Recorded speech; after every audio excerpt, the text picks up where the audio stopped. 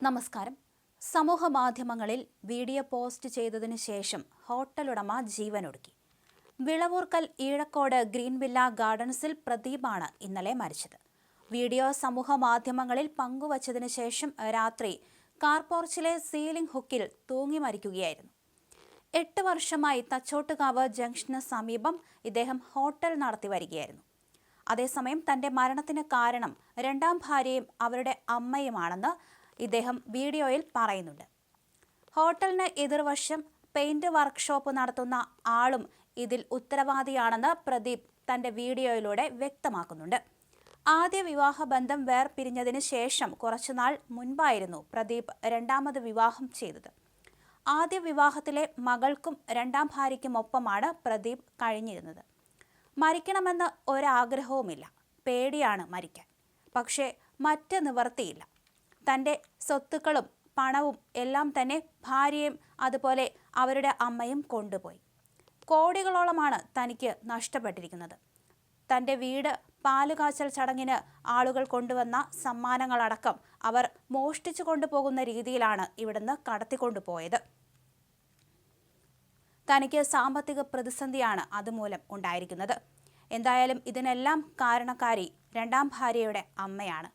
കുടുംബത്തിൽ മുഴുവൻ പ്രശ്നങ്ങൾ ഉണ്ടാക്കിയത് അവരാണ്, തൻ്റെ വീഡിയോയിലൂടെ യുവാവ് പറയുന്നു. അപകടത്തിൽപ്പെട്ട് കാലൊടിഞ്ഞ് കഴിഞ്ഞ 1.5 മാസമായി പ്രദീപ് ചികിത്സയിലായിരുന്നു.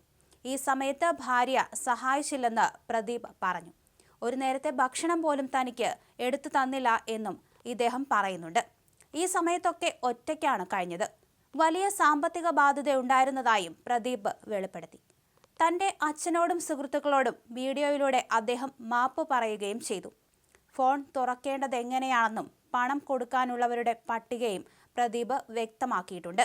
എന്തായാലും സംഭവത്തിൽ മലയൻകീഴ് പോലീസ് അസ്വാഭാവിക മരണത്തിന് കേസെടുത്ത് അന്വേഷണം ആരംഭിച്ചിട്ടുണ്ട്. ദുരിതങ്ങളുടെ ഒരു പരമ്പരയായിരുന്നു പ്രദീപിന്റെ ജീവിതത്തിലേക്ക് കടന്നു വന്നത് എന്നാണ് പറയപ്പെടുന്നത്. അപകടത്തിൽപ്പെട്ട് കാലൊടിഞ്ഞ് കഴിഞ്ഞ 1.5 മാസമായി ചികിത്സയിൽ തുടർന്നു. ആ ഒറ്റപ്പെടലിൽ, ആ വേദനയിൽ താൻ ഒറ്റയ്ക്കാണെന്ന് പ്രദീപ് തിരിച്ചറിയുകയായിരുന്നു. ഈ സമയത്ത് ഭാര്യ സഹായിച്ചില്ല. അവർ വീട്ടിലേക്ക് പോവുകയാണ് ചെയ്തത്. എല്ലാത്തിനും കാരണക്കാരി അവരുടെ അമ്മയാണ്. എന്തായാലും പ്രദീപ് ഇങ്ങനെ പറഞ്ഞ് ആത്മഹത്യ ചെയ്യുകയായിരുന്നു. ആ വാക്കുകളിൽ നിറഞ്ഞു നിന്നത് കൊടിയ ഒറ്റപ്പെടലിന്റെ വേദനയായിരുന്നുവെന്ന് എല്ലാവരും പറയുന്നുണ്ട്. വൻ സാമ്പത്തിക ബാധ്യതകളും അദ്ദേഹത്തെ വേട്ടയാടിയിരുന്നുവെന്ന് ആ വീഡിയോയിൽ നിന്ന് വ്യക്തമാക്കുകയും ചെയ്തു.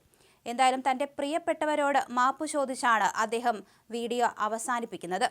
പണം കടം കൊടുക്കാനുള്ളവരുടെ പേരുകളെല്ലാം വിശദമായി അദ്ദേഹം പറയുന്നുണ്ട്. അസ്വാഭാവിക മരണത്തിന് കേസെടുത്ത് അന്വേഷണം നടക്കുകയാണ്, പോലീസ് അറിയിച്ചു.